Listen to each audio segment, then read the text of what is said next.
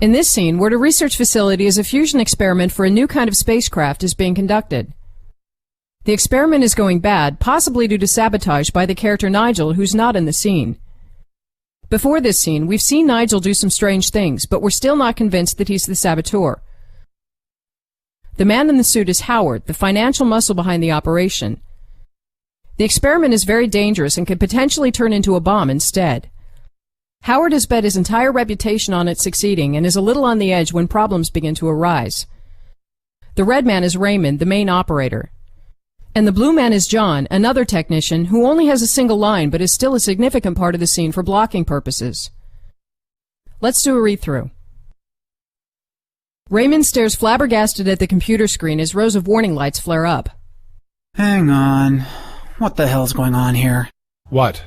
The security perimeter is going down across the board. Go find Nigel. Okay, the power is going down. John stops short of the door as the whole control room suddenly shuts off. They all freeze in their tracks, realizing the seriousness. Well, get it back up. Use Nigel's terminal. Raymond quickly rolls his chair to Nigel's screen. Why is this one still on? John steps forward, alarmed. Tell me the containment field isn't down. Nope, it's still on. Why the hell would he turn the perimeter off?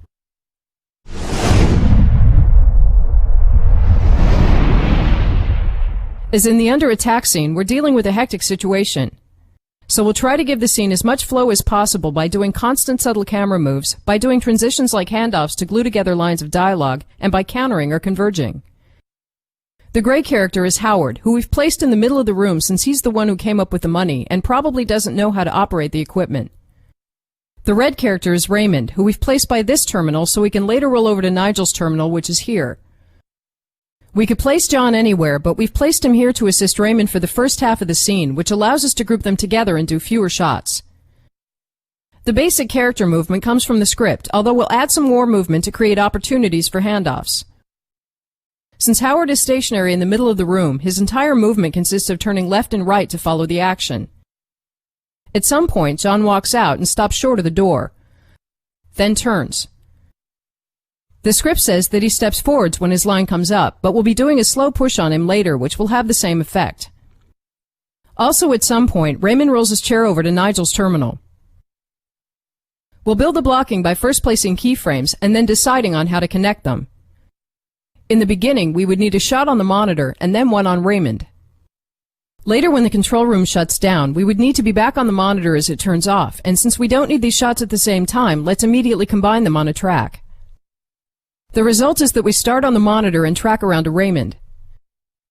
We could then just sit here and when the monitors go bad, track back around to the monitor again. But since we're looking for opportunities to do slow pushes, let's start the return move right away, resulting in a slow push on Raymond and ending by suddenly panning around to the monitors. To remember how we intend to use this track, we'll label the stops 1, 2, and 3. To look for some other keyframes, we'll want a shot on Howard for his dialogue with Raymond. It could also be interesting to cut wide just as all the monitors turn off, so let's place a keyframe for that here. When John has walked to the door, we'll also want a shot on him, but this is where we want to do a slow push for his realization. So let's add a starting keyframe for that, which we intend to connect on a track. Outside the door, there's presumably a wall, which can make the shot sort of flat, so to add some more depth, we'll place an extra outside who'll maybe be a guard. A pattern that's emerging here is that for the last half of the scene, we have the potential for several staggered deep staging shots. Starting out here, we have one with Raymond in the foreground and Howard, John, and the extra staggered in the background. Howard's lock shot is probably framed with him to the left for the beginning of the scene. But if we reframe this camera when John walks to the door, it'll become a staggered deep staging shot with John and the extra in the background. We'll write the reframing out here to know that it relates to John's movement in the background. Since this is where the characters stand in the last half of the scene, we can easily cover this section of the script by cutting closer or wider between these three cameras, at the same time avoiding any line considerations. Looking again at the widest of these cameras, we'll need this as soon as Raymond has rolled his chair to Nigel's terminal. The wide shot we placed here was used immediately before as the monitors failed. If we combine these on a track, the result will be a sort of counter-converge as Raymond rolls his chair over. However, this move will be pretty fast, and we're also moving very close behind the monitors, which might make the move seem very sudden. So let's shorten the move by moving the wide keyframe a little closer. In the beginning, we'll still get a fairly wide shot, and the shorter travel will make the move fit better into the scene. While we're in this area, Raymond asks why Nigel's terminal is still on. We ought to show Nigel's monitor as well, so let's place a keyframe here for that. The last big construction area is up by John and the door. With John moving behind Howard, we have some excellent opportunities for handoff since their dialogue is consecutive. So at the end of the scene, before Howard asks why Nigel would turn the perimeter off, let's have John walk back to the control panel and track with him into essentially the same keyframe as Howard's lock camera. This will result in a tracking handoff to Howard, and since we're reusing Howard's keyframe, and since all the keyframes are pretty much in line, let's combine them on a track. But Howard has dialogue throughout the scene, and we'll still need a full lock take on him. So let's place an L by this keyframe, and update the reframe with another L to show that it relates to the lock version. The tracking version then starts on this stop and pushes in slowly on John by the door. We'll work out the exact timing of when he turns and when he talks while we're shooting it. When he walks back to the console, we track with him, handing off to Howard for his last line. The scene is now over, but let's find a way to integrate a prop we've had made for this scene, which is a poster about the safety of fusion technology. If we hang the poster on the wall over here, we can have Howard walk over to the console as well and do an ironic handoff to the poster. In order to not have this handoff be on the nose, let's place another console over here with some extra technicians, which will make it seem like a more casual part of the scene. Let's look at the takes. The result of this blocking is 3 tracks and 1 lock camera. We're drawing the lock take on Howard as a separate lock camera, even though it will technically be shot with a track that leads towards the door to John. So to look at each of the cameras, the first is the one that starts on the monitor, tracks around to Raymond, and slowly back again. In the beginning, it's simply a start-on reveal which we'll use to open the scene. Here we had the choice of holding on Raymond and going back on the monitor at the last minute. But to get the general effect of constant slow pushes, we immediately begin pushing in on Raymond for the duration of his dialogue here. And at the very end, where we're almost back in the original keyframe, we pan back on the monitors as they fail, which is where the take ends. Hang on. What the hell's going on here? What? The security perimeter is going down across the board. Go find Nigel. Okay, the power is going down. Throughout the take, we'll keep focus on whatever is the subject of the shot. The lock take on Howard is technically mounted on a track, but this is more a matter of convenience since we could just as well shoot it on a tripod. This camera belongs to Howard throughout the scene, and we'll keep focus on him throughout as well. The only direction for this camera is that we keep Howard in the left side of the frame while the dialogue is to the right. And when John walks to the door, we reframe Howard to the right, creating a staggered deep staging shot with the extra in the background. Hang on. What the hell's going on here? What? The security perimeter is going down across the board. Go find Nigel. Okay, the power is going down.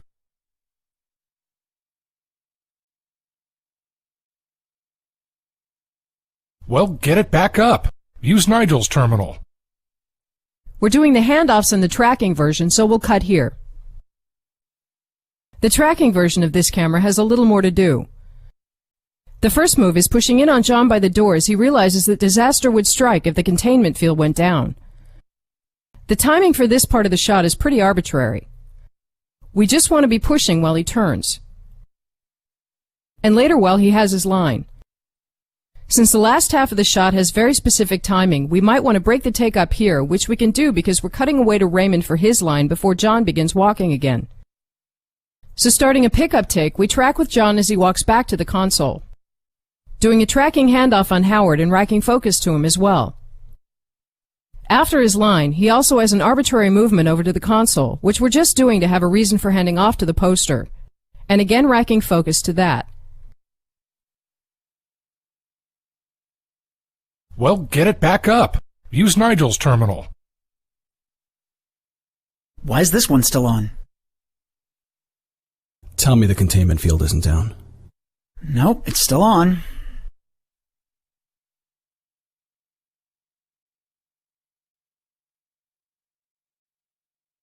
Why the hell would he turn the perimeter off?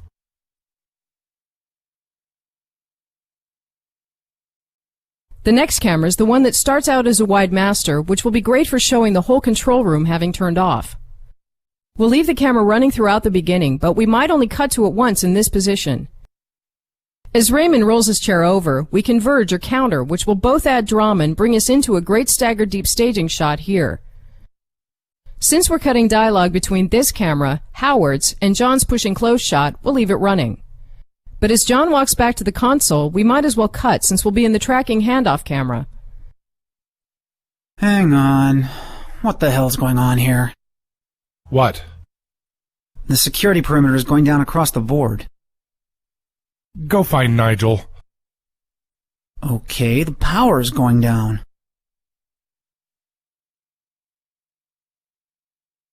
Well, get it back up. Use Nigel's terminal. Why is this one still on? Tell me the containment field isn't down. Nope, it's still on. Throughout the take, we'll keep focus on Raymond. The final camera is the insert on Nigel's monitor. It'll be interesting to see in editing where we can fit it in, because the best time to cut to it is also the time where we counter on Raymond, which is a far more preferable take. So we'll probably go to it before or after Raymond rolls over, but not for his actual movement.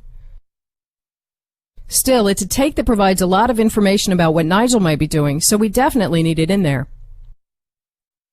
Let's view the cut.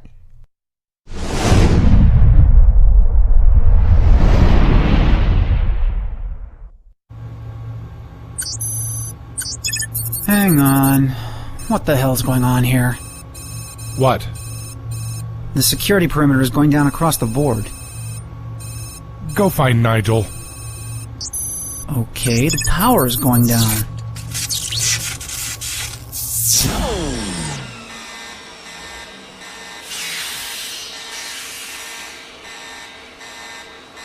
Well, get it back up.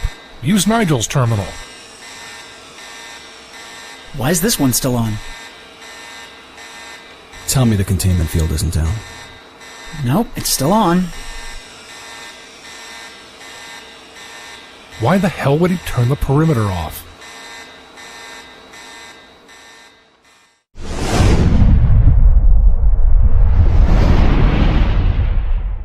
The next scene takes place in a courtroom during a custody battle. Martin, the blue man, has over a period of 5 years abandoned his family to live a self-indulgent and irresponsible lifestyle with a variety of girlfriends. His wife Karen, the blue woman, has somehow held out hope that he would come back, but has finally been preparing to divorce. What has happened now is that Martin has found out that his estranged father is dying and is leaving millions of dollars to Martin's children instead of to him, so Martin has suddenly shown up to try to get custody. The red woman is Karen's attorney, Mrs. Rawlings, and both her and Karen know nothing about this. The red man is Martin's attorney, Hayden. Let's do a read-through. Rawlings addresses Martin. Mr. Sanford, were you in any way forced out of your home or pressured by your wife to leave? No.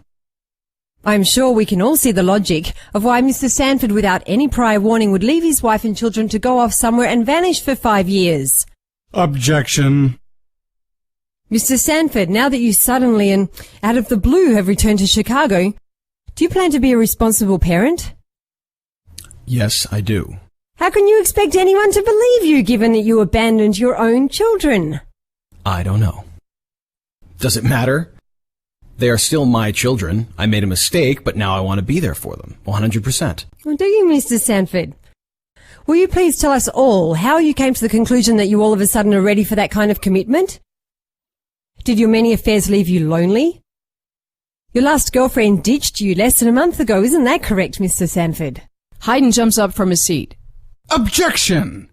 Overruled. The witness will answer the question. That has nothing to do with it.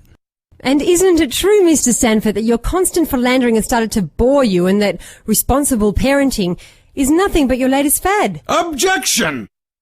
Objection sustained. Please rephrase the question, Mrs. Rawlings. Mr. Sanford, is your wish to resume your role as a responsible parent a fad? No! Mr. Sanford, how can you expect this court to grant you full custody of 2 children you barely know? Your wife is and has been an excellent mother, so doesn't that strike you as a crazy demand? And I don't recall you having pled temporary insanity. At least not yet. Objection! Stop harassing the witness! Sustained. Please make your point. No further questions, Your Honour. The witness may be excused. Rawlings sits down next to Karen. Did you really have to ridicule him like that? If you want to keep full custody of your children, Mrs. Sanford. Martin gets down from the witness stand and walks to the prosecution's table, momentarily exchanging looks with Karen.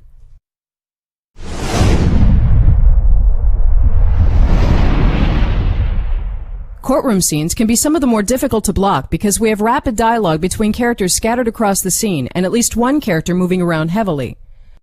But given everything we've looked at, it can actually be quite easy to block a scene like this simply by drawing in the stops for the moving characters and examining the line consequences in slow motion. In this scene, both Karen, the prosecuting attorney, and the judge are seated throughout. Martin is on the witness stand for most of the scene, and Rawlings is mainly in the area in front of Martin. So to decide on a couple of basic strategies, the first will be that the action mainly happens within this triangle. The only characters outside this triangle are the judge and the jury, which we can easily cover from within. Or alternatively, cross the line as we would have with an L shape, which is okay because we don't really know how far back we are. Another basic strategy that could be interesting is to have Rawlings primarily move between 2 marks placed like this, creating 2 mirrored lines. If we then place an over-the-shoulder here, a close-up on Martin, and a reverse close-up on Rawlings, she can move between the marks indefinitely, and all 3 cameras will stay good throughout as long as we reframe to keep the space on the better side. This arrangement of cameras will then constantly be producing line crosses, which essentially divides the scene in half, giving us access to this half of the scene when Rawlings is in this position, and this half of the scene when she's in this position. Some other marks that could be interesting to create for Rawlings are first of all one in front of the jury. To cover this, we can simply pan each of the reframing cameras to follow, which means that each of them will produce takes that are useful almost throughout the scene. An added benefit, at least in this camera, is that following Rawlings from the jury and back to Martin results in ending in a keyframe. Another interesting stop could be here, because we could frame a camera with Karen in the background as Rawlings talks about her.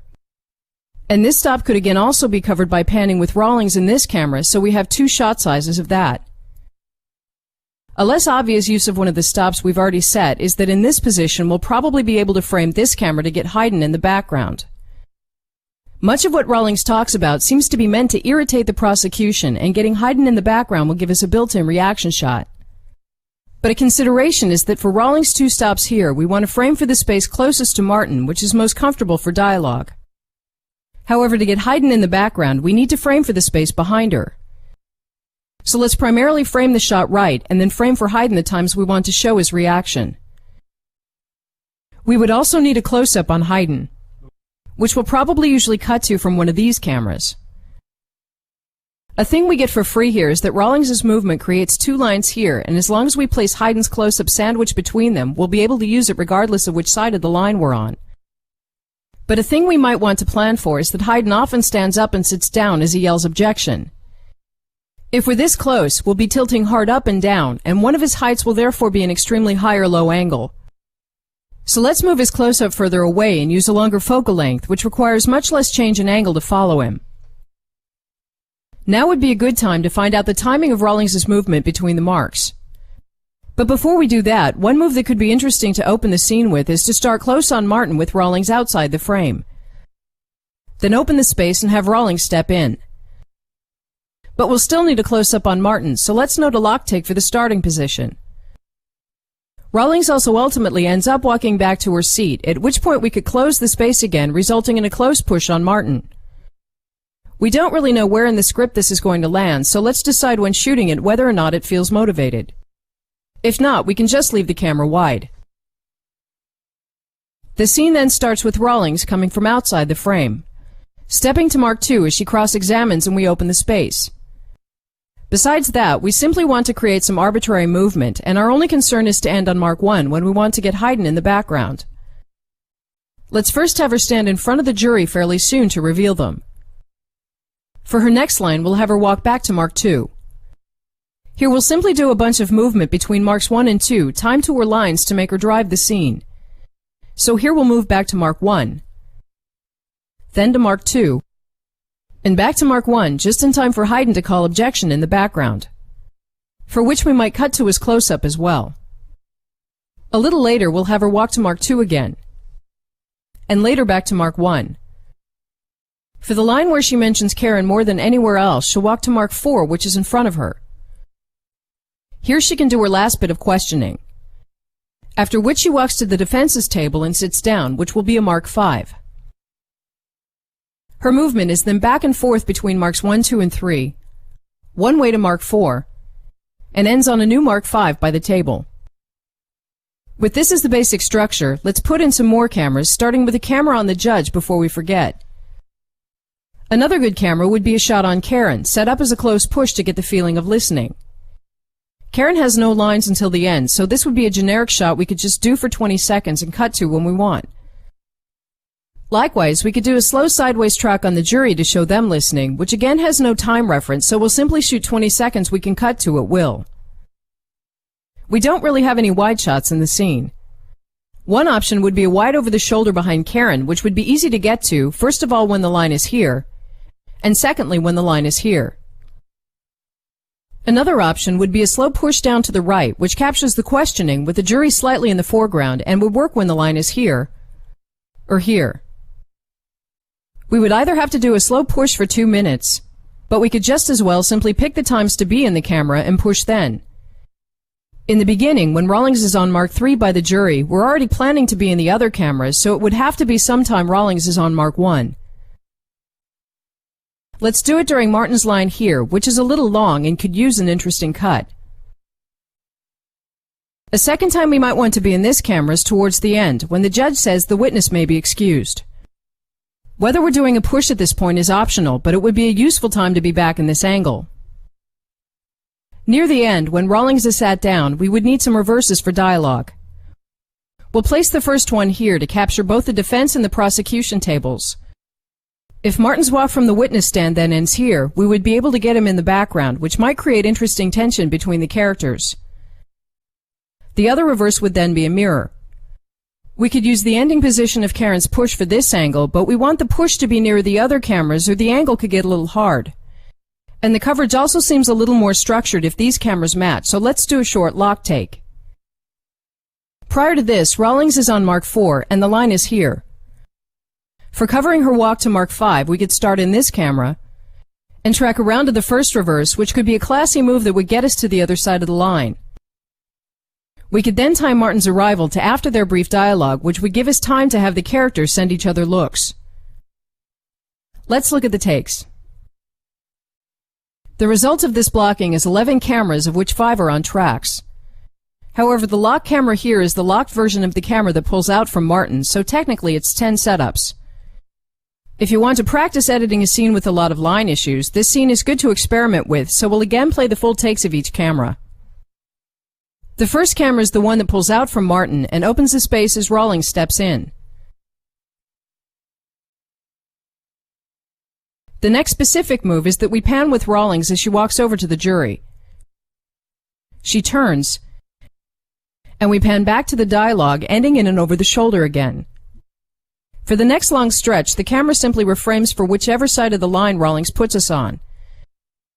And finally, as she walks to Mark 4, we close the space again, resulting in a push.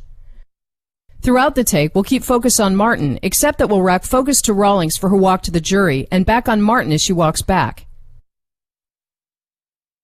Mr. Sanford, were you in any way forced out of your home or pressured by your wife to leave? No.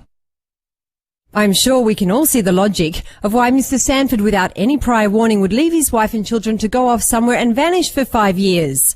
Objection. Mr. Sanford, now that you suddenly and out of the blue have returned to Chicago, do you plan to be a responsible parent? Yes, I do. How can you expect anyone to believe you given that you abandoned your own children? I don't know. Does it matter? They are still my children. I made a mistake, but now I want to be there for them. 100%. Well, do you, Mr. Sanford? Will you please tell us all how you came to the conclusion that you all of a sudden are ready for that kind of commitment? Did your many affairs leave you lonely?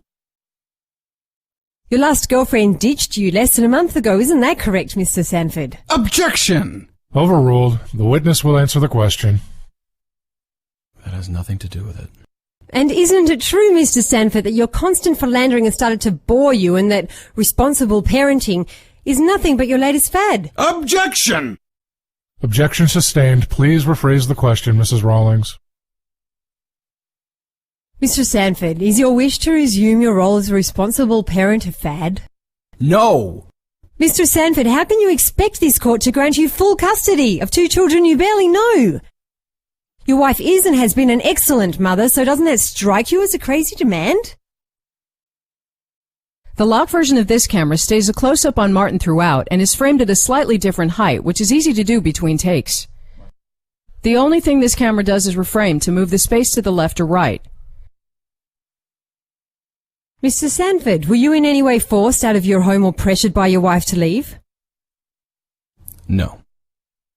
I'm sure we can all see the logic of why Mr. Sanford, without any prior warning, would leave his wife and children to go off somewhere and vanish for 5 years. Objection! Mr. Sanford, now that you suddenly and out of the blue have returned to Chicago, do you plan to be a responsible parent? Yes, I do. How can you expect anyone to believe you given that you abandoned your own children? I don't know. Does it matter? They are still my children. I made a mistake, but now I want to be there for them. 100%. Well, do you, Mr. Sanford? Will you please tell us all how you came to the conclusion that you all of a sudden are ready for that kind of commitment? Did your many affairs leave you lonely? Your last girlfriend ditched you less than a month ago, isn't that correct, Mr. Sanford? Objection! Overruled. The witness will answer the question. That has nothing to do with it. And isn't it true, Mr. Sanford, that your constant philandering has started to bore you and that responsible parenting is nothing but your latest fad? Objection! Objection sustained. Please rephrase the question, Mrs. Rawlings. Mr. Sanford, is your wish to resume your role as a responsible parent a fad? No! Mr. Sanford, how can you expect this court to grant you full custody of two children you barely know? The next camera is the internal close-up on Rawlings, which again mainly reframes. In the beginning, we'll frame the shot for her ending position and have her step into it. We'll mainly keep focus on her, except when she walks to the jury, for which it would make sense to nudge focus to them, and back on her as she turns around. She then walks back, and the camera spends the next 2 minutes simply reframing. The only detail is that we're making sure to get Hayden in the background for a couple of lines we'll select before shooting. So skipping to the end, this camera pans with Rawlings to mark 4 out in the room, for which we also have a closer lock camera to cut with.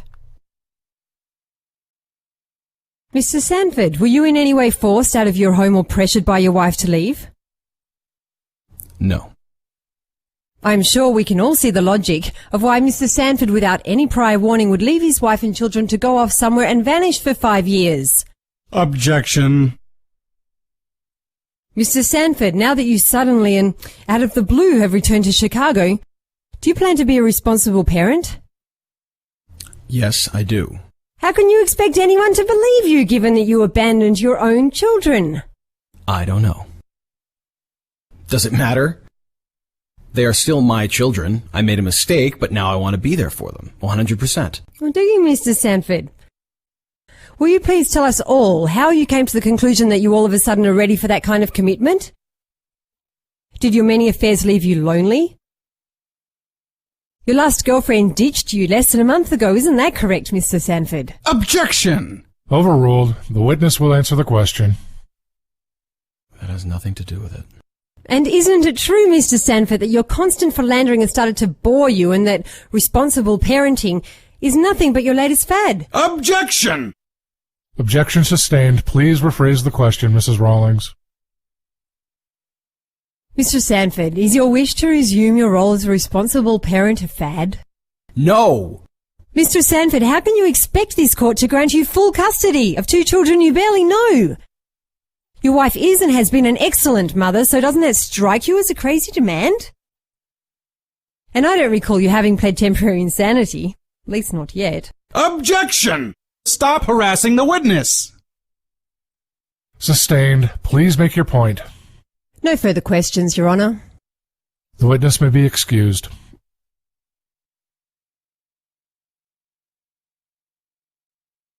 Moving on to Haydn's close-up, we place the camera further back with a longer lens so we wouldn't have to tilt his heart up and down to follow him. Since he's the only person in the shot, let's not do a full take, but instead shoot him wild with his lines much closer together. The only thing we need to be sure to get is some general reaction to cut with, and also shots of him turning his head to follow Rawlings during her major stage business. Objection.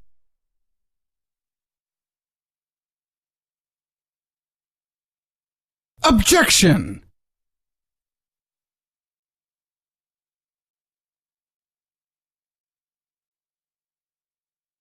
Objection!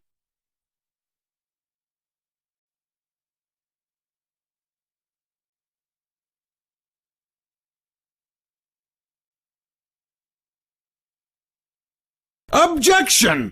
Stop harassing the witness!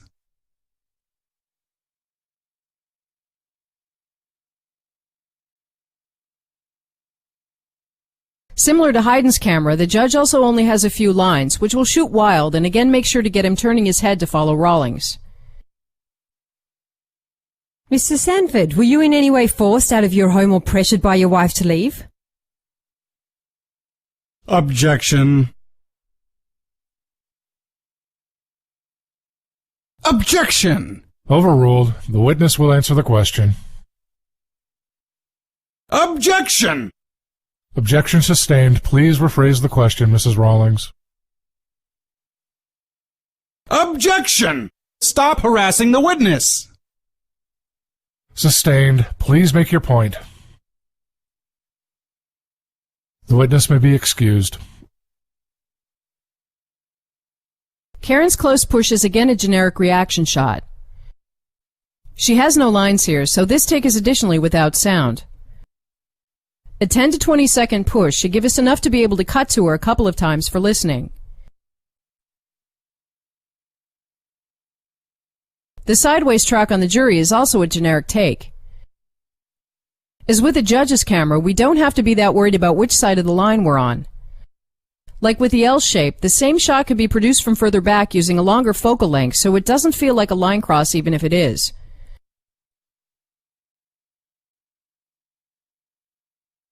The wide shot in the corner shoots the actual action, which is why we picked a certain point to do a slow push. We'll simply start the track 10 seconds before the moment we're going for and roll a little after. Yes, I do. How can you expect anyone to believe you given that you abandoned your own children? I don't know. Does it matter? They are still my children. I made a mistake, but now I want to be there for them. 100%. Well, do you, Mr. Sanford? Will you please tell us all how you came to the conclusion that you all of a sudden are ready for that kind of commitment? We also had the idea of cutting wide as the judge excuses Martin, so let's shoot a lock take to cover that. No further questions, Your Honour. The witness may be excused.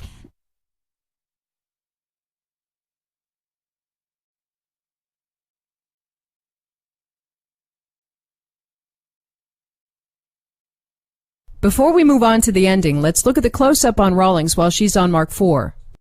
The close-up on her from the witness stand has already panned with her, so this is essentially the close version. Mr. Sanford, how can you expect this court to grant you full custody of two children you barely know? Your wife is and has been an excellent mother, so doesn't that strike you as a crazy demand? And I don't recall you having pled temporary insanity. At least not yet. Objection! Stop harassing the witness! Sustained. Please make your point. No further questions, Your Honour. The witness may be excused.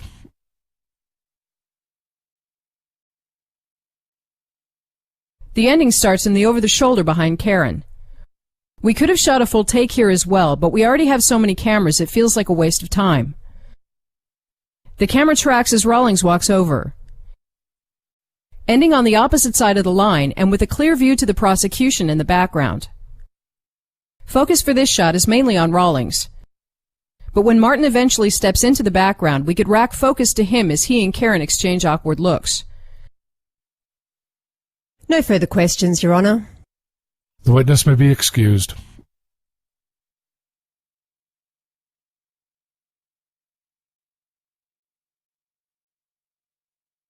Did you really have to ridicule him like that? If you want to keep full custody of your children, Mrs. Sanford.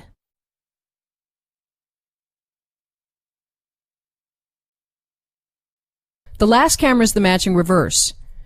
This camera also starts out on the right side of the line, so we could also cover the line cross from here, although the matching reverse that tracks is far nicer. For this angle, we'll leave focus on Karen.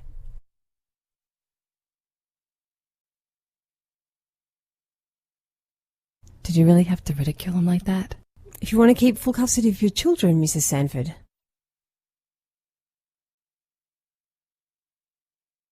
Let's view the cut.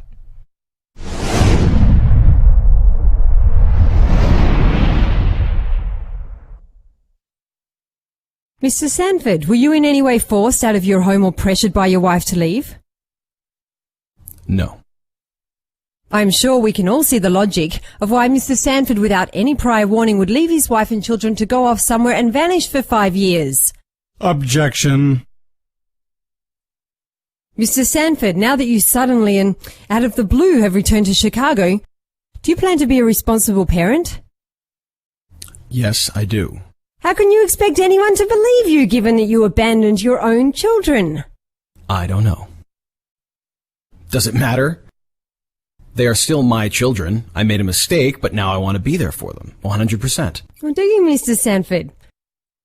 Will you please tell us all how you came to the conclusion that you all of a sudden are ready for that kind of commitment? Did your many affairs leave you lonely? Your last girlfriend ditched you less than a month ago, isn't that correct, Mr. Sanford? Objection. Overruled. The witness will answer the question. That has nothing to do with it. And isn't it true, Mr. Sanford, that your constant philandering has started to bore you and that responsible parenting is nothing but your latest fad? Objection. Objection sustained. Please rephrase the question, Mrs. Rawlings. Mr. Sanford, is your wish to resume your role as a responsible parent a fad? No! Mr. Sanford, how can you expect this court to grant you full custody of 2 children you barely know? Your wife is and has been an excellent mother, so doesn't that strike you as a crazy demand? And I don't recall you having pled temporary insanity. At least not yet. Objection. Stop harassing the witness. Sustained. Please make your point. No further questions, Your Honour. The witness may be excused.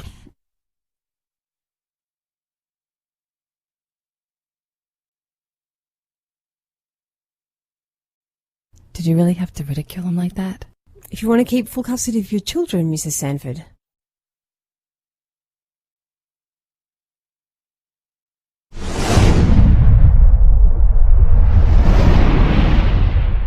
This scene is between Samantha, the CEO of a huge corporation, and Anthony, a young intern. Prior to this point in the story, Samantha and Anthony have had a heated affair, even though he's only half her age. The problem now is that while she thought that the affair was just a little fling, maybe something she did to feel youthful again, Anthony takes it much more personally. In his young mind, this is a real relationship. They have a great future together and might even one day get married.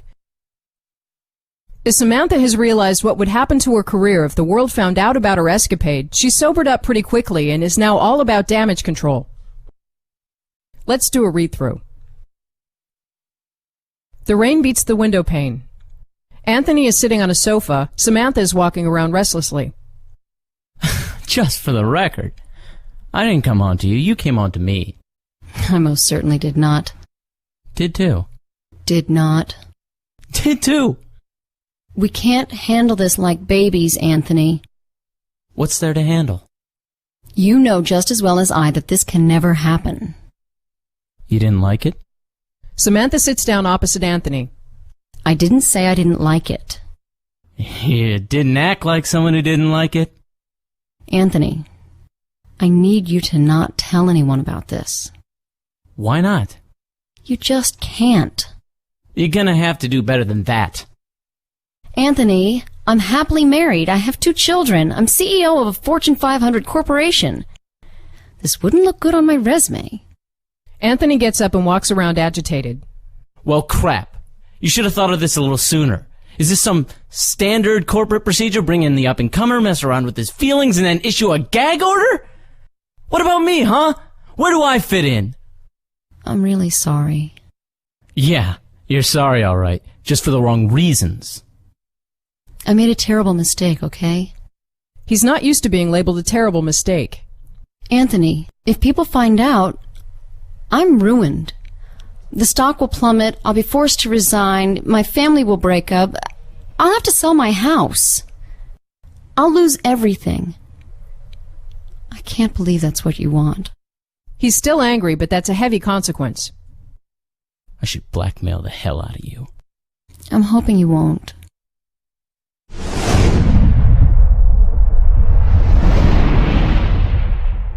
In this scene, there are many opportunities for motivated character movement, so let's first look at the underlying motivations. The scene follows a certain melody that in the first half, Samantha thinks she can deal with this by talking down to Anthony like she would with a child. She's essentially trying to intimidate him into giving up this relationship idea, and even though the script says she's walking around because of discomfort, control is also clearly a motivation. In either case, it'll produce the same movement. But the character who has the power is really Anthony, because if he decides to go public, the consequence is entirely for her. So she'll be doing most of her moving in the first half until she realizes this. In the first half, Anthony is sitting on this sofa, which is written in the script, but also makes sense because having him sit calmly while she walks around foreshadows a superior position. Ultimately, Samantha will end up opposite him, so let's build the scene forwards and backwards from this point. In the beginning, the script again says that the rain is beating on the window, and whether or not this is written, starting on the window and pulling out would be a good move. We could then have Samantha start here and move into the shot as we open the space. But since their dialogue goes rapidly back and forth for the first half minute, we have the possibility of a really elegant move. If Samantha walks around in a circle like this, we could create a shot that continuously opens the space. Pick up on Samantha as she steps in, hand off to Anthony, and then again pick up on Samantha as she makes it around to the front, ending here. This move will cover a good stretch of dialogue, ending with the line, "We can't handle this like babies, Anthony." After this, we need to have Samantha end up over here, which we could break up into a couple of stops and use as another opportunity to base her movement on control. Her next line is, "You know just as well as I that this can never happen," which would become more dominating by having her move to stand in front of him. For her next line, she becomes serious and asks Anthony not to tell anyone. It would work great for this line to have her sit down calmly and controllingly before saying it. To cover this section of the scene, let's first cover them where they are now. Instead of putting in a series of close-ups and reverses, an experiment we could try here is basing the coverage on groupings to show relationship. We would then do a single shot on Samantha to make her more separate, and an over-the-shoulder on Anthony because he believes there's a relationship. That's maybe reading a little too much into it, but let's see if it works. Working backwards in time to Samantha's previous stop, her close-up could still work for this mark if we simply started here and pan with her as she walks over and sits down. If the height of this camera is set for the ending keyframe, we would additionally be looking up at her in the beginning, which would add to the feeling of control. For a shot on Anthony while the line is here, we would need a second reverse on him.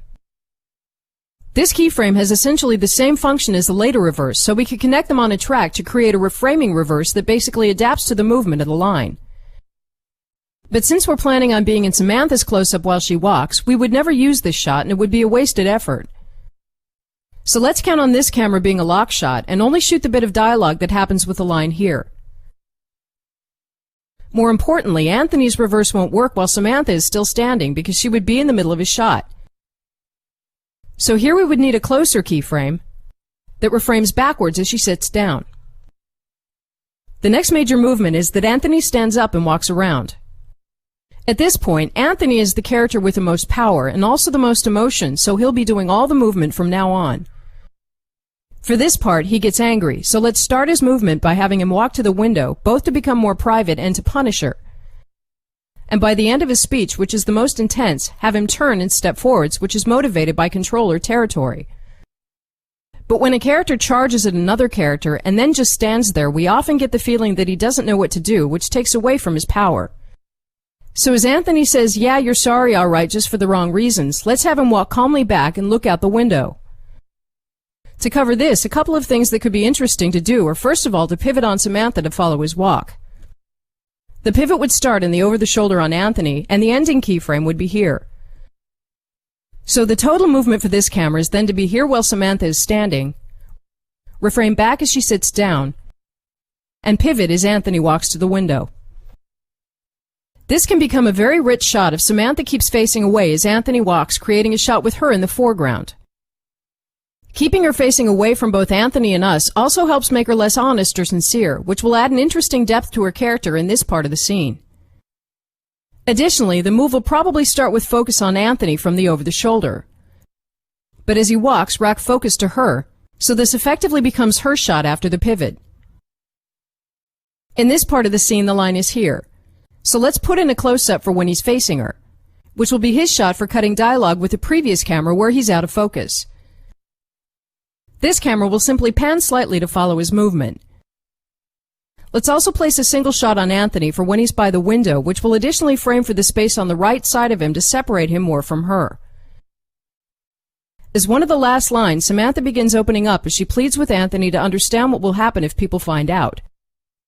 Here we'll probably want her to turn towards him, which will also show her trying to regain the intimacy or at least some level of understanding.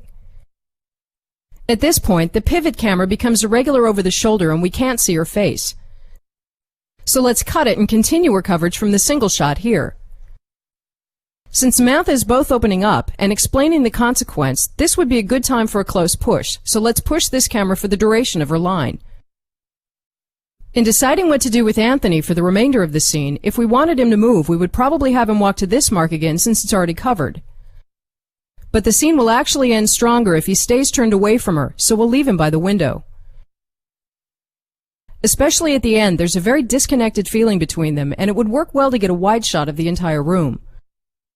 We'll additionally make sure this is a wide-angle lens to make them smaller and the room bigger for a more empty feeling. Let's look at the takes. The result of this blocking is 4 lock cameras and 3 on tracks.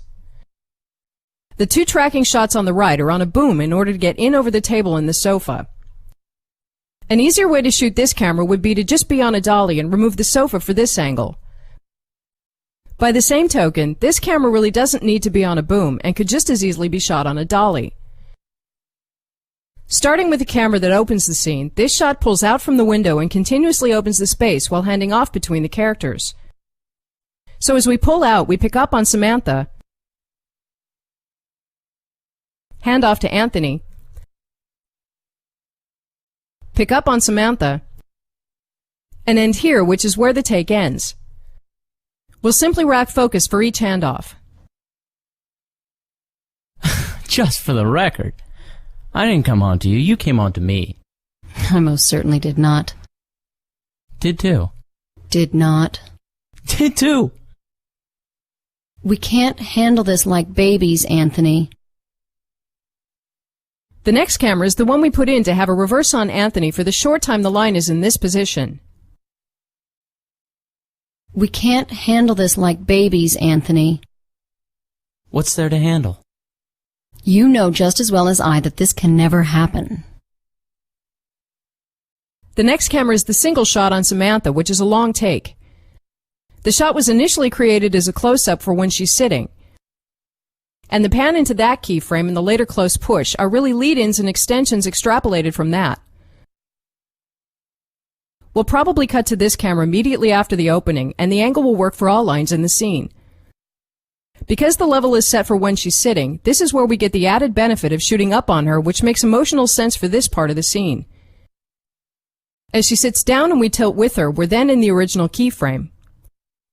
We'll leave this camera running throughout the dialogue, even though the second half is covered better from the pivoting camera over here. But in case something goes wrong, we have this as a backup. With Anthony having moved back and forth over on the right, the last thing this camera does is push in on her during the most sincere lines towards the end.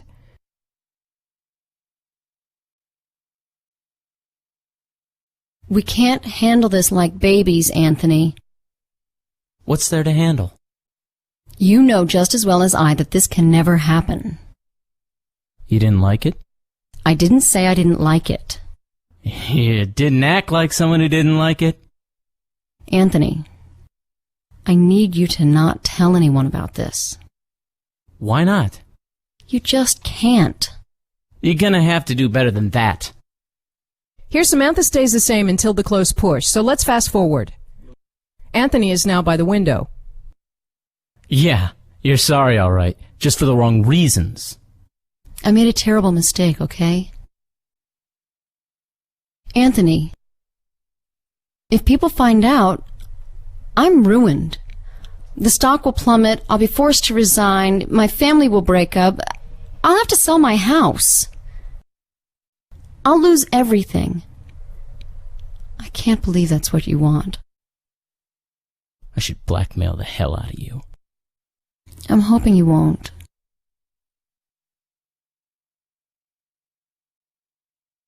The pivoting camera is probably the richest camera in the scene and is active as soon as she crosses the line to stand opposite Anthony.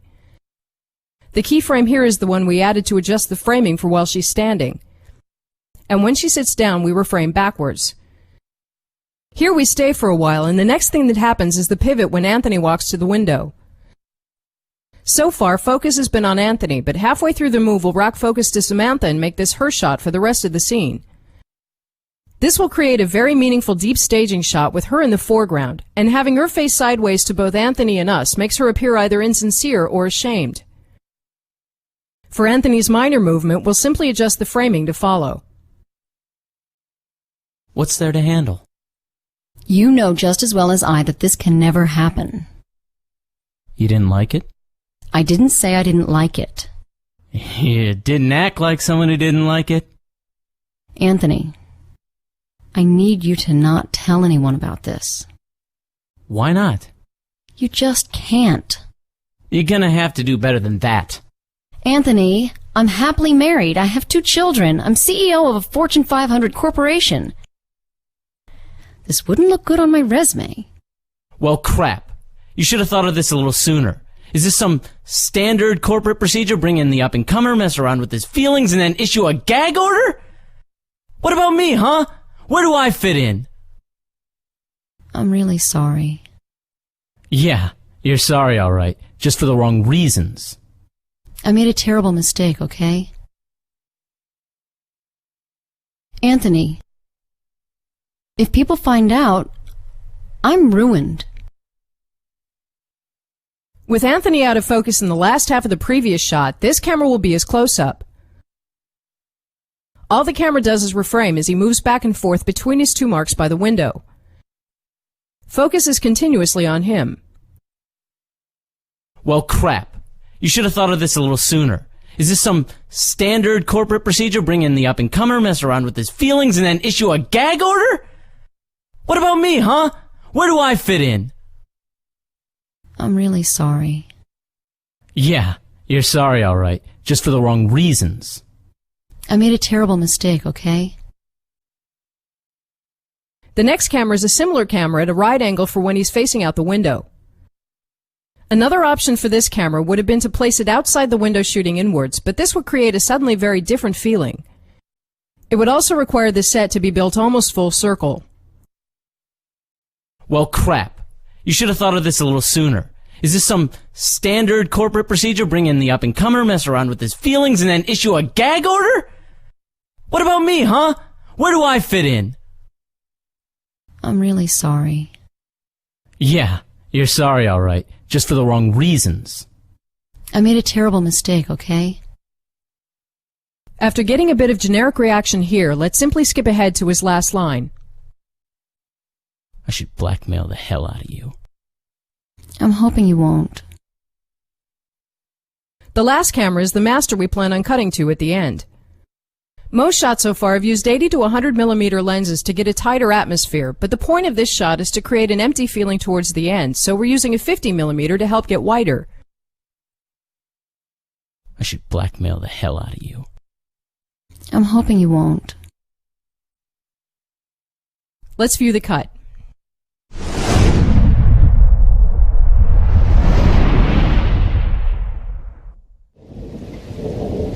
Just for the record, I didn't come on to you, you came on to me. I most certainly did not. Did too.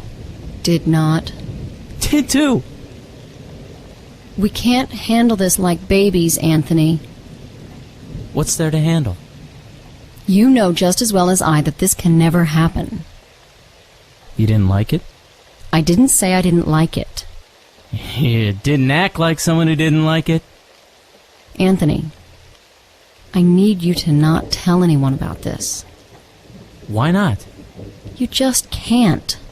You're gonna have to do better than that. Anthony, I'm happily married. I have 2 children. I'm CEO of a Fortune 500 corporation. This wouldn't look good on my resume. Well, crap. You should have thought of this a little sooner. Is this some standard corporate procedure? Bring in the up-and-comer, mess around with his feelings, and then issue a gag order? What about me, huh? Where do I fit in? I'm really sorry. Yeah, you're sorry, all right. Just for the wrong reasons. I made a terrible mistake, okay? Anthony, if people find out, I'm ruined. The stock will plummet, I'll be forced to resign, my family will break up, I'll have to sell my house. I'll lose everything. I can't believe that's what you want. I should blackmail the hell out of you. I'm hoping you won't.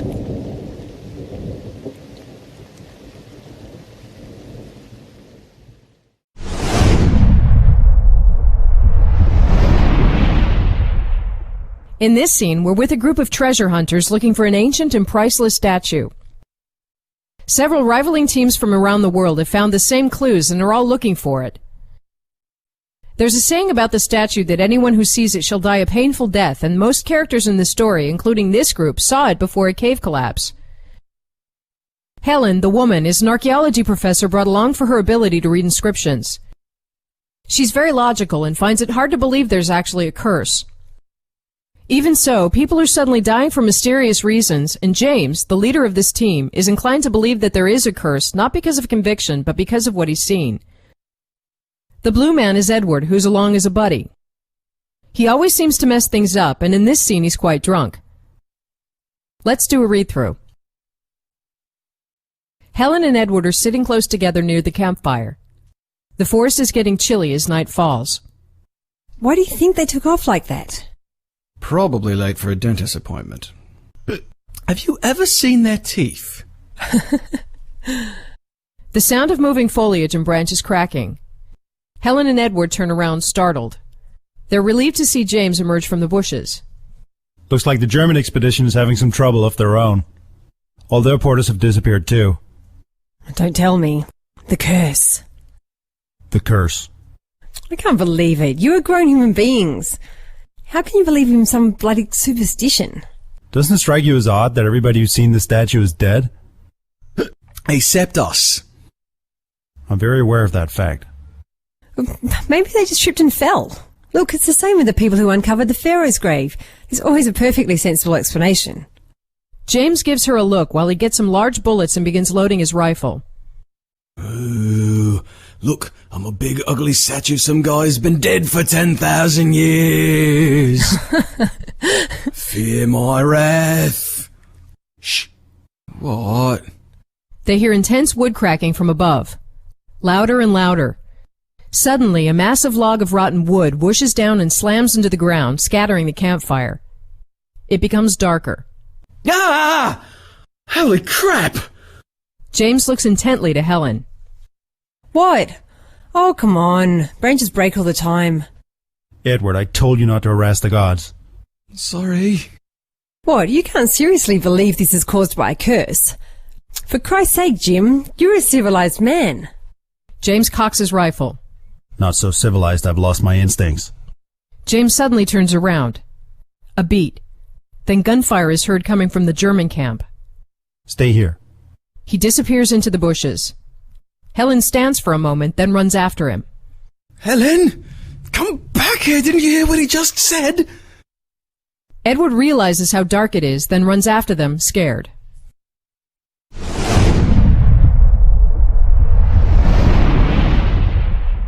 A thing that could work great for this scene is to base the blocking on slow-moving cameras to create subtle movement in the background of each shot and the feeling that something is happening underneath. That can be hard to do for a long scene like this because there will naturally be times when the framing is better than others. Also, we still need to honor any lines in the scene, and if we're doing a slow sideways track on a character here, talking to a character here, we really can't move beyond this point. This means that we would have to either start or end pretty far away, which could make the framing odd for half of the scene. Another thing we want to do is find ways to shoot through the fire and give the shots on each character the subtle movement of flames in the foreground. We'll solve all this with a particular cheating technique, which we'll look at a little later. For now, let's work out some basic blocking. We'll place Helen and Edward on a couple of rocks near the campfire. There are really rocks scattered all over the scene, but we'll assume that they're props that we can easily move, so we won't try to block around them. After a short while, James walks out from the bushes to stand opposite them. So the general coverage will be reverse shots on each of them. The tracks we'll do will be very long and slow, easily over 2 minutes. But for our purposes here, we want almost no movement, so we'll start both Helen's and Edward's tracks here. In the beginning, James is not in the scene yet, so it doesn't matter that we're over this line. Both these tracks are almost identical, so we'll probably shoot them on the same physical track, but let's draw them separately. The track on James will simply be the opposite. As we cut between these three cameras, we naturally want the background to be moving in the same direction, so we'll have these two move this way and the camera on James the other way. All of these cameras are honoring the lines, which makes it hard to shoot through the fire, but we'll again look at that later. If the characters end up having movement, we'll be able to simply pan with them while slowly tracking, which will allow us to do some extremely long takes and is better for the actors. One specific move that could be interesting to do on James is when he cocks his gun, and then has a dry action hero line. This could be a good start on reveal from the gun up on him and would bring extra emphasis to that line. We could shoot this as a separate take, but we could also simply tilt down on the gun while Helen talks, which is a fairly long line, and then tilt up, which would allow us to do it during the long track without stopping. Some other angles that could be interesting are first of all a master over here, which will again put on a track for a slow push. We're not putting in stop marks because we're not very particular about where the track should start and end. Over in this area, we have lots of ruins and weather-worn relics like a big knocked-over statue here. So let's also create a crane move for the beginning of the scene, where we start here and crane out and down from the statue, revealing Helen and Edward. Another move that could be interesting is when James emerges from the bushes, making a lot of noise. We could make this part of the scene a little more suspenseful by being in this camera as Helen and Edward look in that direction, withholding the source of the noise. And then cut to a camera here as James becomes visible. As he walks over to his first mark, we could then pivot this camera with him, incidentally ending in a keyframe that matches this camera, which could also be useful. These cameras easily cover the first half of the scene, up until the log suddenly slams into the campfire, so let's look at how we're going to cover that part. It would be extremely dangerous to have a real log fall on the campfire, so the shot will probably be done as a live action plate with a 3D log inserted in post. What we need then is a shot that basically has the right camera and character movement, but without the log.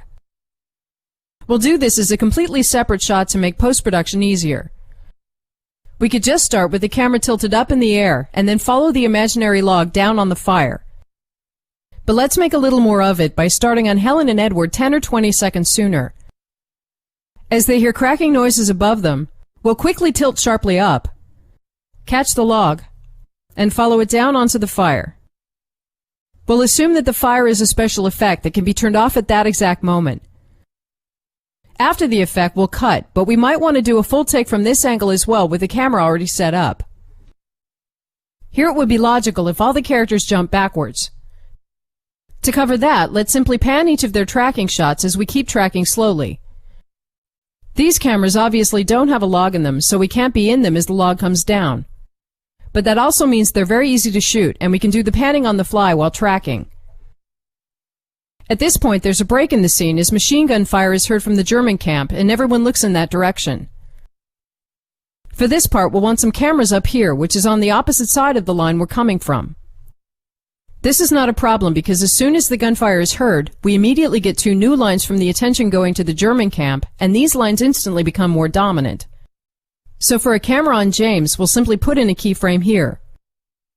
But we probably don't want to be jumping too much back over the old line, so let's plan on covering Helen and Edward from up here as well. All that happens here is that James says, "Stay here," after which he walks out. A moment later, Helen walks out as well. And Edward has the last line. Instead of putting in a bunch of cameras, let's simply pan the camera on James over on Helen. Then pan with her as she walks out. And hand off to Edward's line where he stands for a bit, then runs after them. Throughout the scene, we've been doing subtle camera moves to get the feeling that something is happening underneath, and towards the end we should actually increase the movement. But simply handing off to Edward and just staying locked will be a little static. So while we're doing the handoff to him, let's track into a keyframe here, which will produce back parallax and a higher sense of urgency. A pattern that's emerging is that these tracks are very similar, so we would probably end up shooting them on the same physical track. But since we're after more movement at the end, let's also connect these two keyframes for when the gunfire is heard. The result is that we track from the last regular dialogue on James over on the new side of the line, which will also produce heavy parallax. This track is now starting to get complicated, and it would be a shame to reshoot the entire take just because we mess up at the end, so let's break it up. A good time to break it is just before James cocks his gun. How this track would then work is that we first do the long and slow part of it, and cut as Helen has her last line. Picking up, we'll then start down on the gun. Tilt up, and as gunfire is heard, suddenly track over here. James walks out. We pan over on Helen, and pan with her leaving as we start to track, handing off to Edward while we keep tracking. This move will need a couple of takes before we get it right, but it could be very rewarding. Let's look at the takes. This is a dark scene, so it can be a little hard to make out the cameras. The two cameras on Helen and Edward are shown with these two tracks, although it would make sense to actually lay separate tracks. This camera is the track on James. This camera is the slow tracking wide shot. This camera is the one that pivots with James when he emerges from the bushes, ending up matching the wide shot. And this camera is the lock shot for following the imaginary log. Let's start by getting the opening crane move out of the way. For this shot, the crane could just as easily be stationary, but we want the move to push at the same time to bring us into the scene and not simply stand outside of it. Pushing the base also helps avoid the circular motion of the crane. This move is before the dialogue really begins, so we would need to decide what Helen and Edward are doing. We could either make up some arbitrary chit-chat, which we would play at a lower volume, or we could just have them sit and enjoy the campfire. Either would work. The plans have been purposefully arranged to give us more parallax. For the slow tracks on each of the characters, we want to be shooting through the fire as much as possible. This is easiest with the tracks on Helen and Edward because we can start over the line in the beginning when James is not yet in the scene, and also because there's only one character on James's side. The purpose of tracking slowly is to get subtle movement in the background. But we're only tracking a couple of feet over several minutes, so we're moving extremely slowly, and it's the long focal length that makes it work. When the imaginary log falls down, we'll simply pan to follow their movement, but if we mess up, we can always do a pickup. A thing to notice is that in this scene, we're doing a single move to cover the entire dialogue. If we wanted to move any faster, we could easily either run out of track, cross a line, or get a bad framing. In that situation, we would instead do the desired move for the first half of the scene, back up, and do an identical move for the second half of the scene. For these tracks, we'll play the entire takes, in case you want to load them into an editing system and experiment with different editing. But the dialogue is the same in each take, and you might want to fast forward after a while. Why do you think they took off like that? Probably late for a dentist appointment. Have you ever seen their teeth?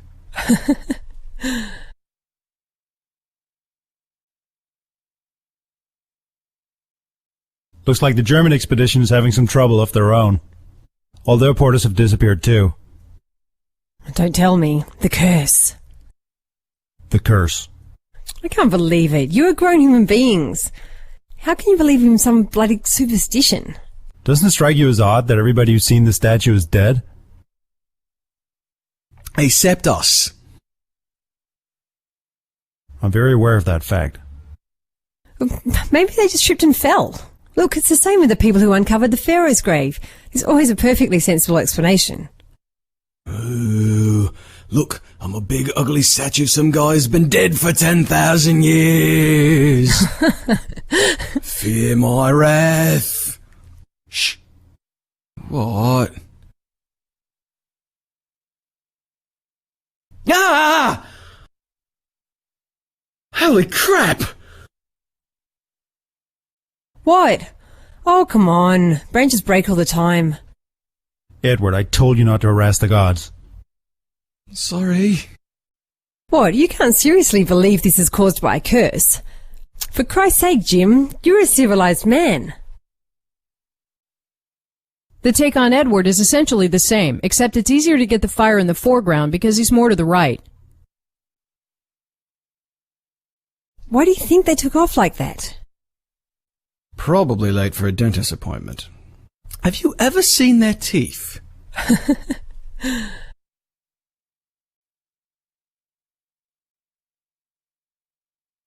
Looks like the German expedition is having some trouble of their own. All their porters have disappeared too. Don't tell me. The curse. The curse. I can't believe it. You are grown human beings. How can you believe in some bloody superstition? Doesn't it strike you as odd that everybody who's seen the statue is dead? Except us. I'm very aware of that fact. Maybe they just tripped and fell. Look, it's the same with the people who uncovered the Pharaoh's grave. There's always a perfectly sensible explanation. Ooh, look, I'm a big ugly statue. Some guy's been dead for 10,000 years. Fear my wrath. Shh. What? Ah! Holy crap! What? Oh, come on. Branches break all the time. Edward, I told you not to harass the gods. Sorry. What? You can't seriously believe this is caused by a curse? Moving on to the slow tracking wide shot, we'll be pushing instead of tracking sideways. We're again only tracking a few feet over several minutes, but pushing won't result in any movement in the background. So we've made sure to get some plants directly in the foreground, or the camera would seem to be standing still. There's no point in spending the track on rolling in the beginning, since we already have the crane in the other cameras. Have you ever seen their teeth?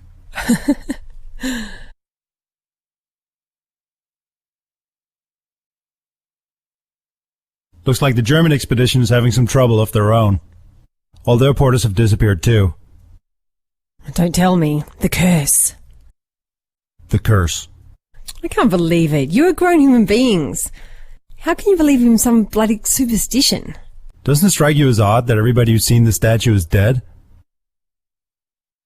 Except us. I'm very aware of that fact.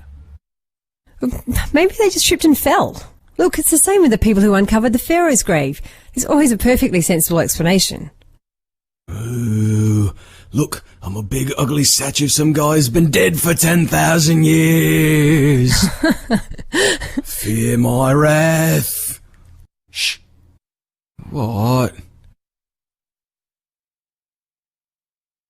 As soon as the characters have fanned out, the framing in this shot doesn't really stick together and will cut. The camera that pivots on James as he emerges from the bushes was really only meant to cover that part, but since it matches the previous camera, we might as well keep it rolling in the ending position. It's a lock camera though, and we'll find out in editing whether or not that's distracting to cut with.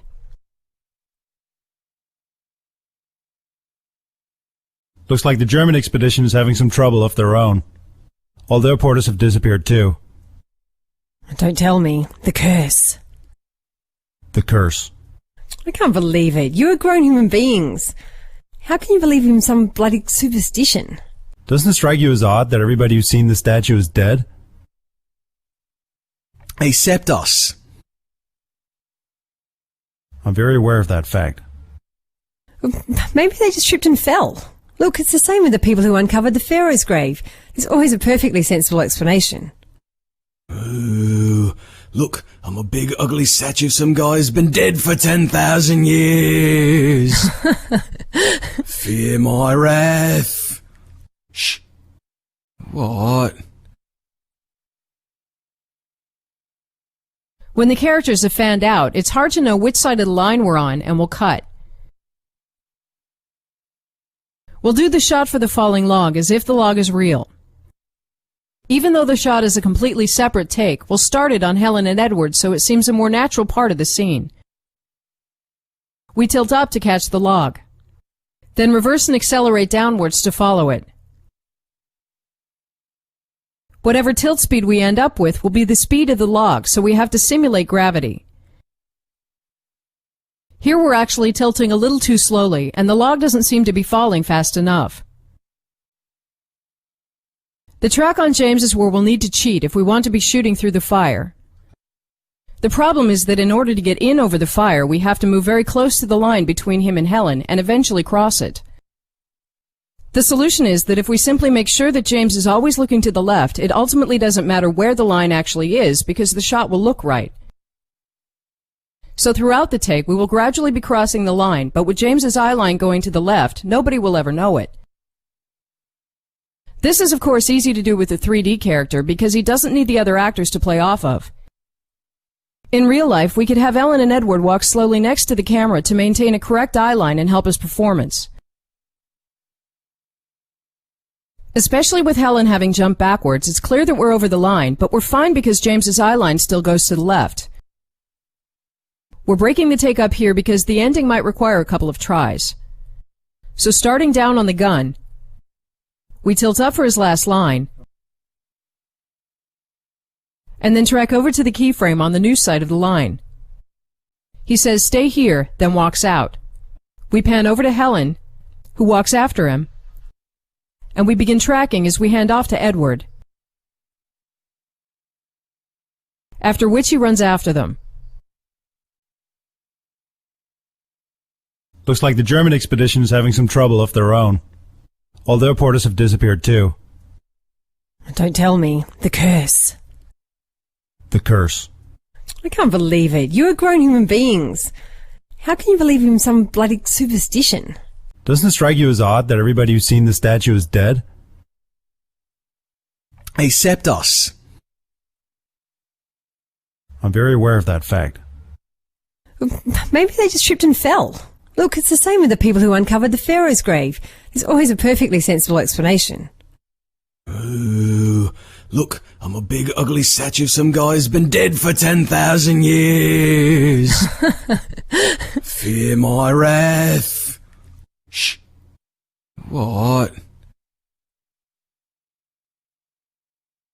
Ah! Holy crap! What? Oh, come on. Branches break all the time. Edward, I told you not to harass the gods. Sorry. What? You can't seriously believe this is caused by a curse? For Christ's sake, Jim, you're a civilized man. Not so civilized I've lost my instincts.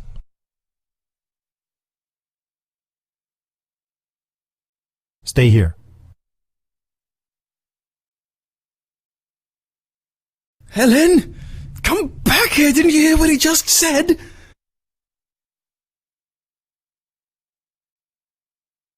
Let's view the cut.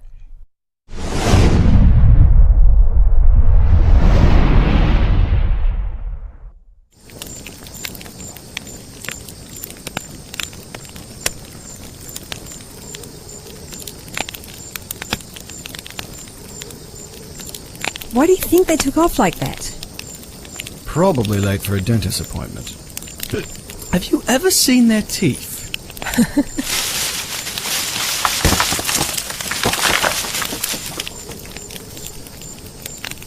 Looks like the German expedition is having some trouble of their own. All their porters have disappeared too. Don't tell me. The curse. The curse. I can't believe it. You are grown human beings. How can you believe in some bloody superstition? Doesn't it strike you as odd that everybody who's seen the statue is dead? Except us. I'm very aware of that fact. Maybe they just tripped and fell. Look, it's the same with the people who uncovered the Pharaoh's grave. There's always a perfectly sensible explanation. Ooh, look, I'm a big ugly statue. Some guy's been dead for 10,000 years. Fear my wrath. Shh. Alright. Ah! Holy crap! What? Oh, come on. Branches break all the time. Edward, I told you not to harass the gods. Sorry.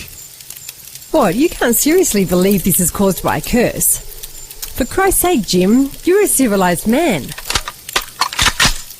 Not so civilized I've lost my instincts.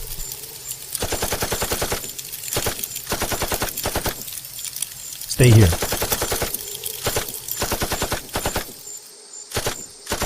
Helen! Come back here! Didn't you hear what he just said?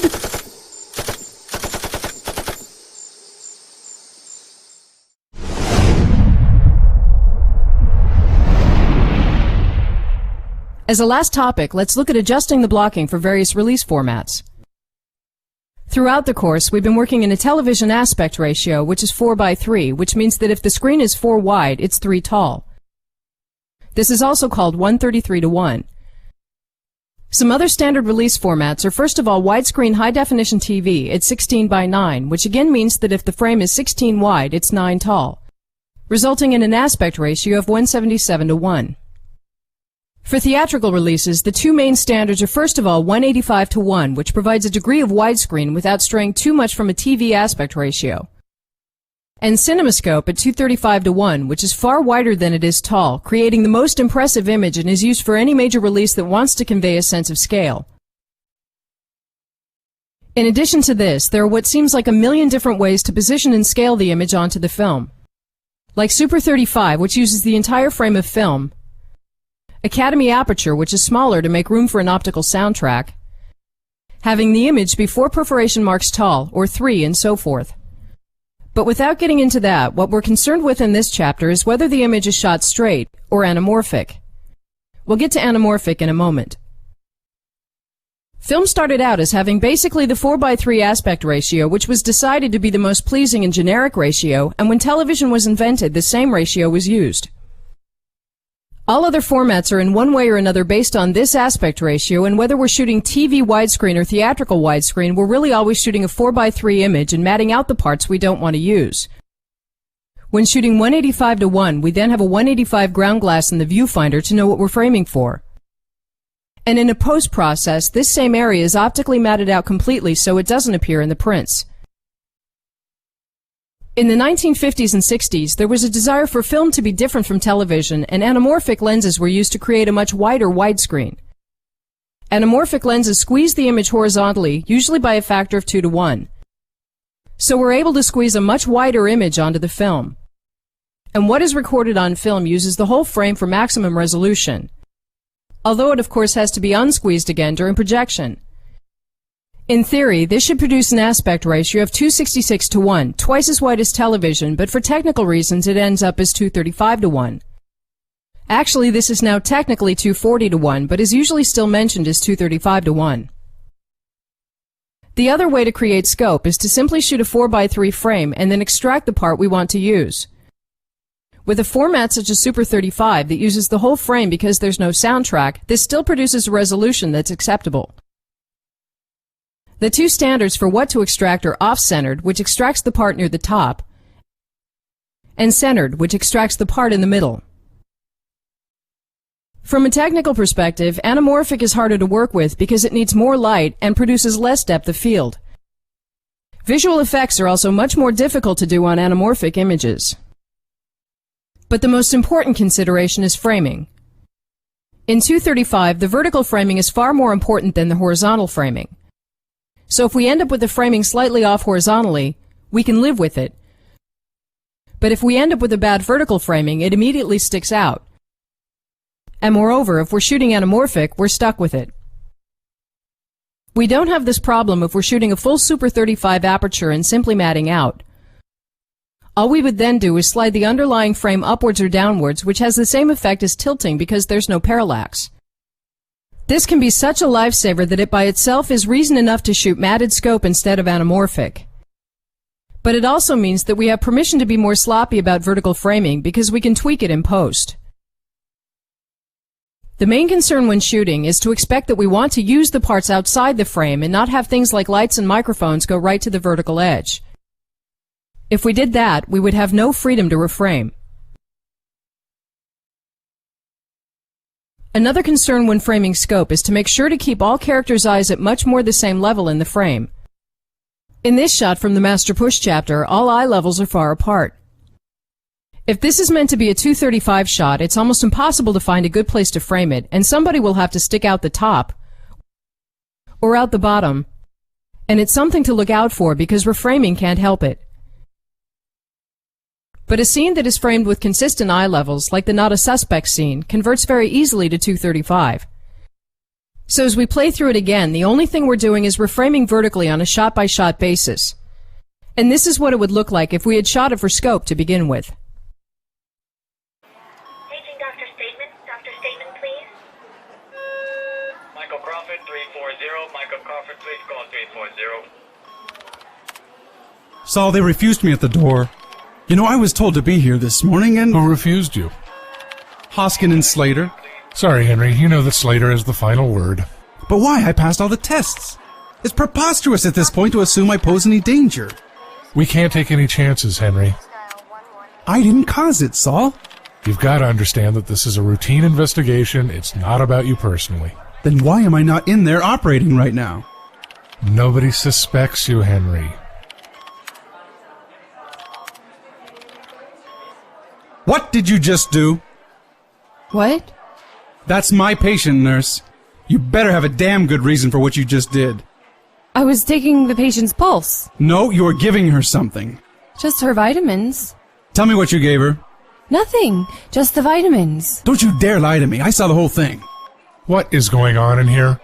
Nothing, Dr. Solomon. I caught her giving something to my patient. Only vitamins, Dr. Solomon. Just the daily routine. Give me the bottle. Aha, no label. Henry.